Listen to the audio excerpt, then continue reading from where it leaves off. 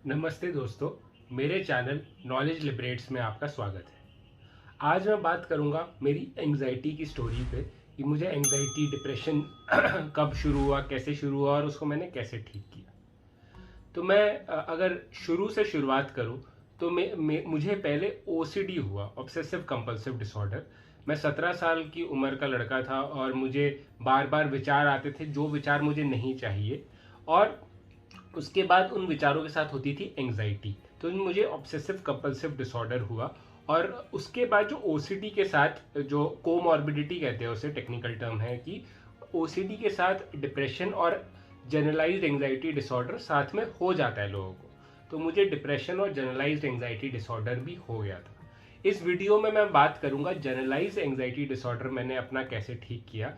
OCD पे मैंने एक अलग से वीडियो बनाया हुआ है, मेरी ओसीडी सक्सेस स्टोरी पे, वो आप जाके देख सकते हैं। जनरलाइज एंग्जाइटी डिसऑर्डर में बेसिकली जब मुझे ओसीडी हो गया था, उसके बाद क्या हो रहा था कि मुझे ना अलग अलग विचार आते रहते थे। जैसे ओसीडी के तो आते ही थे, ओसीडी के ज़्यादातर इलॉजिकल विचार आते थे कि कोई इरेशनल विचार। फॉर एग्जांपल कि जैसे हार्म ओसीडी का कि मैं किसी को हार्म कर दूंगा, या जैसे रिलीजियस ओसीडी के विचार, मतलब थोड़े वो इरेशनल इलॉजिकल विचार होते थे।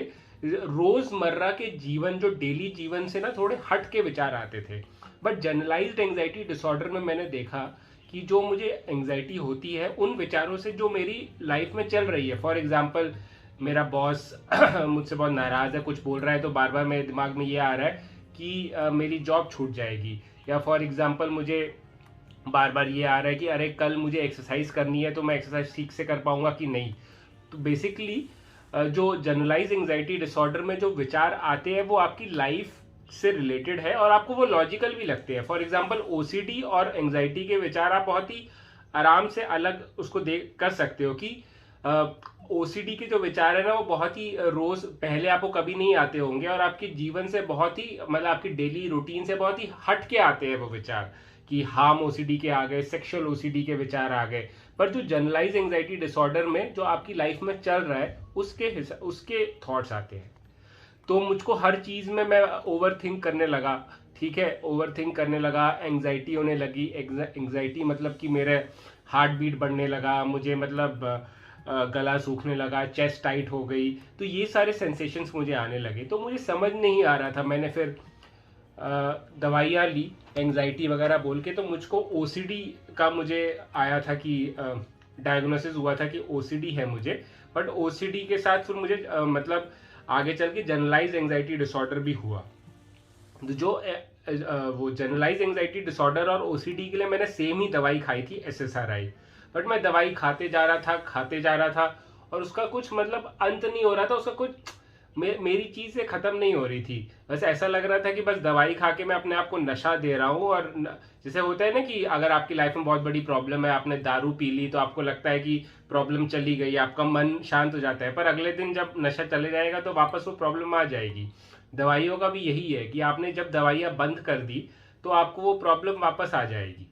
तो मैंने बीच में ना खुद से दवाई बंद करने की कोशिश करी, पर मैंने देखा कि नहीं, वापस मुझे ओसीडी और जनरलाइज एंग्जाइटी डिसऑर्डर और डिप्रेशन भी आता जाता रहता था। डिप्रेशन तो वो बहन थी जिसकी शादी हो गई है और वो कभी कभी ससुराल आती है, मायके आती है, तो वो आती रहती थी मायके।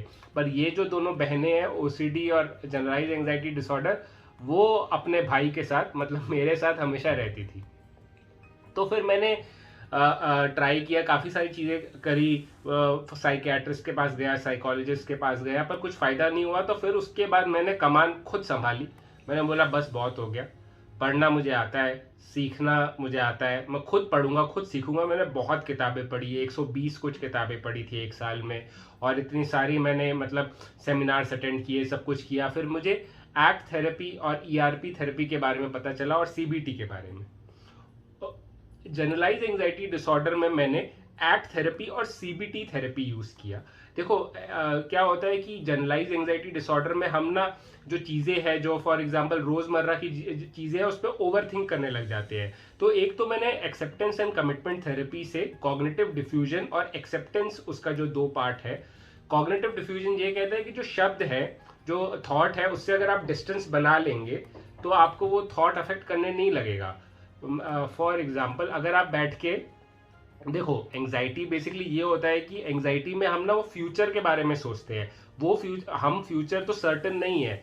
अभी यहाँ से मैंने वीडियो बनाया और पता नहीं मैं गया रोड पे, मेरा एक्सीडेंट हो गया, तो मुझको नहीं पता कुछ भी, पर मैं अगर बैठ के उसके पे सोचता रहूंगा कि फ्यूचर में ये होगा वो होगा और उसको सर्टेन करने की कोशिश करूंगा। एंजाइटी तब होती है when you try to get answers, certain answers in a world which is uncertain. मतलब आप वो चीज ढूंढने की कोशिश कर रहे हो जो इस दुनिया में है ही नहीं, वो है सर्टेनिटी कि मुझे पक्का बताओ कि ये हो जाएगा। तो एंजाइटी में हमें वो पक्का ढूंढने के लिए ना हमारा दिमाग चलता रहता है कि अच्छा ये पक्का नहीं है तो ये पक्का होगा, ये पक्का नहीं है तो ये पक्का होगा, और वो चलता रहता है और वो पहिया घूमता रहता है और उसका मंजिल कभी आती नहीं है, क्योंकि मंजिल है ही नहीं, सर्टेनिटी है ही नहीं। ठीक है, तो मैंने एक्ट थेरेपी से सीखा कि मैं अपने शब्दों को, अपने थॉट्स से अपना डिस्टेंस बना सकता हूँ और अपनी एंजाइटी को मैं एक्सेप्ट कर सकता हूँ।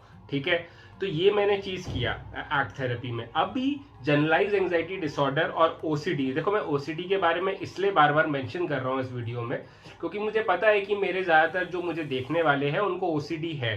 तो ओसीडी और जनरलाइज एंजाइटी डिसऑर्डर में क्या फर्क है वो भी मैं बताना चाहता हूँ इस वीडियो में। ओसीडी में मैंने जैसे बोला कि इररेशनल थॉट्स आते हैं, रोजमर्रा के जीवन से हट के विचार आते हैं, पर जनरलाइज एंजाइटी डिसऑर्डर में रोजमर्रा के थॉट्स आते थे जो थोड़े लॉजिकल क्वेश्चंस मुझसे पूछते थे। बेसिकली वो क्वेश्चन मुझे आता था कि अरे ऐसा कैसा होगा, ये कैसे करूंगा, वो कैसे करूंगा, तो उस चीज में फिर मुझे एंजाइटी हो जाती थी क्योंकि ये क्वेश्चन लॉजिकल भी था ना। ये क्वेश्चन मतलब कि फॉर एग्जांपल कल मुझे प्रेजेंटेशन देना है और मेरे दिमाग में आ रहा है प्रेजेंटेशन खराब हो गई तो, प्रेजेंटेशन खराब हो गई तो, है ना। तो वो तो बिल्कुल मेरा मन कहता था कि वो तो सही बात है, प्रेजेंटेशन खराब हो सकती है, वो मैं थॉट सोचता था और मुझे एंजाइटी होती थी। तो मैंने एक तो एक्ट थेरेपी से अपने विचारों को और अपनी एंजाइटी को मैनेज करना सीखा। एक्सेप्टेंस एंड कमिटमेंट थेरेपी अगर आपने नहीं देखी है तो मैंने एक पूरी वीडियो बनाई हुई है उस पर 40 मिनट की, एंड ऑल्सो मैंने ट्यूटोरियल भी बनाए हुए हैं 5 वीडियोस के, 5 सेपरेट वीडियोस के, वो आप दोनों देख सकते हैं, उससे आपको जरूर फायदा होगा। उसके बाद जनरलाइज एंजाइटी डिसऑर्डर में सीबीटी, कॉग्निटिव बिहेवियरल थेरेपी का भी बहुत वो है, क्योंकि ये जो विचार, जो जनरलाइज एंजाइटी डिसऑर्डर जो विचार हम पे फेंकता है वो थोड़े उसको लॉजिकली आप टैकल कर सकते हो।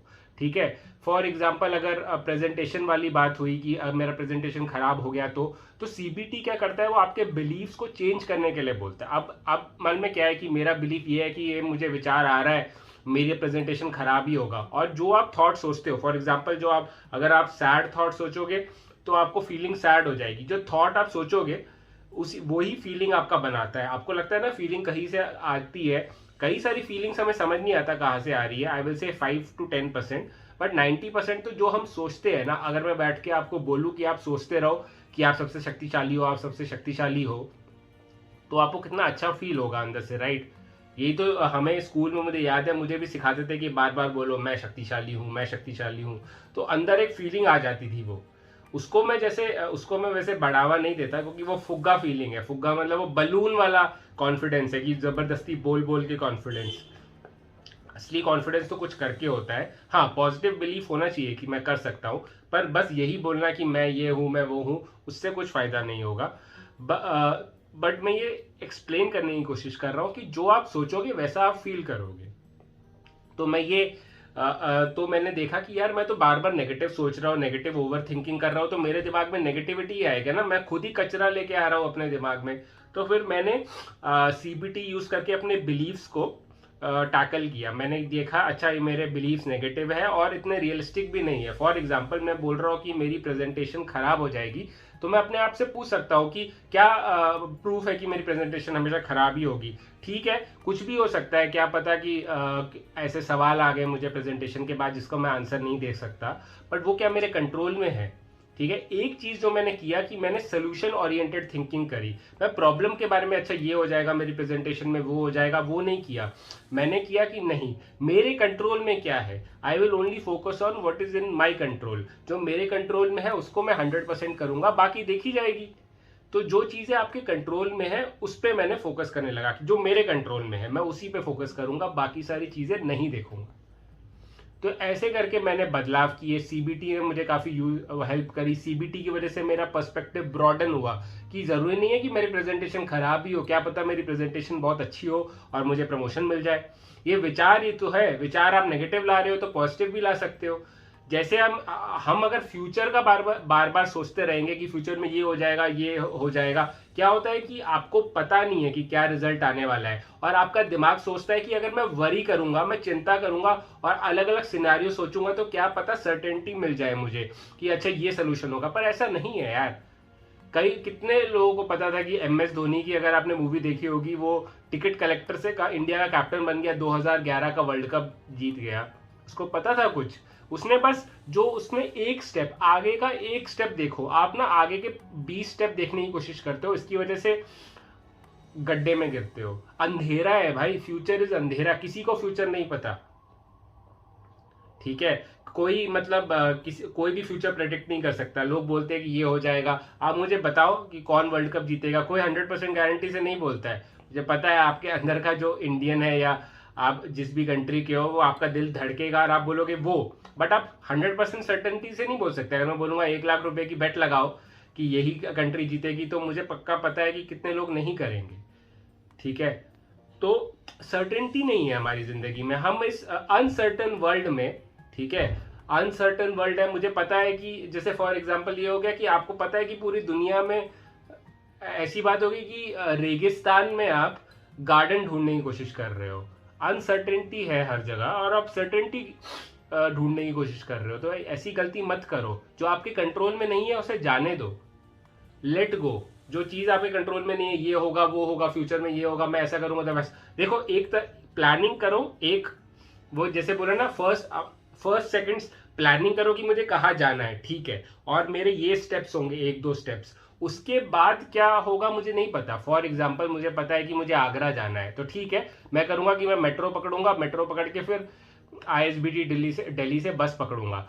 अब आगे क्या, अब मैं सोचने लगे नहीं पर मेट्रो में मेरे किसी ने जेब काट ली और मेरा फोन चोरी हो गया तो फिर क्या होगा, या फिर अगर ISBT में मुझे बस नहीं मिली, तो वो तो आगे की बात है ना। वो आप प्रिडिक्ट नहीं कर सकते। आप सर्टेनिटी के साथ नहीं बोल सकते कि वो होगा, है ना।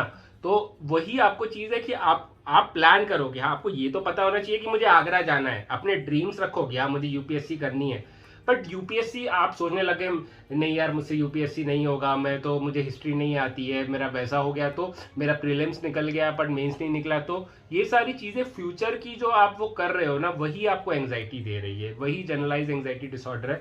इस चीज का बस एक ही फंडा है कि आप समझ लो कि जो चीज आपके कंट्रोल में नहीं है उसे छोड़ दो भाई, और जो चीज आपके कंट्रोल में है उसको 100% दो। आपके जो 100 स्टेप आगे मत सोचो, 5 देख लो कि अच्छा मुझे इधर जाना है। 2 चीजें होती है, एक होती है डायरेक्शन, ठीक है, और एक होता है आपका जो आप कहाँ पे हो, what is your next step. Direction clear रखो कि हाँ मुझको UPSC करनी है, मुझको ये वाली जॉब चाहिए, वो तो डायरेक्शन, वो आपके ड्रीम्स है, आपकी वैल्यूज है। सेकेंड चीज है कि आपका नेक्स्ट स्टेप, नेक्स्ट 2-3 स्टेप का ही प्लान करो। 10 स्टेप का प्लान करोगे मेरे भाइयों और बहनों तो मरोगे एंग्जाइटी के साथ, ठीक है। तो वो समझ लो। जनरलाइज एंग्जाइटी डिसऑर्डर में CBT और एक्ट यूज करो, अपने बिलीव्स को, ठीक है, क्वेश्चन करो। ये जनरलाइज्ड एंग्जाइटी डिसऑर्डर की मैं बात कर रहा हूं। OCD में एक्ट और ERP करो, जनरलाइज्ड एंग्जाइटी डिसऑर्डर में एक्ट और CBT करो, ठीक है। आई होप आप अच्छी तरह से समझ गए होंगे ये चीज। कंफ्यूजन नहीं चाहिए मुझे, कमेंट सेक्शन में लिख सकते हो अपनी अगर कोई कंफ्यूजन है तो। एंग्जाइटी यही है कि आप फ्यूचर को प्रेडिक्ट करने की कोशिश कर रहे हो, वो आप काम कर रहे हो जो इम्पॉसिबल है वो करने की कोशिश कर रहे हो। इसके लिए आपका दिमाग आपको एंग्जाइटी दे रहा है। आपका एंग्जाइटी काइंड ऑफ आपका वो एक साइन पोस्ट है, वो एक रेड सिग्नल है कि भाई रुक जा, नहीं हम कर सकते, पर तुम करते ही जा रहे हो, तभी तुम्हारा एक्सीडेंट हो रहा है, ठीक है।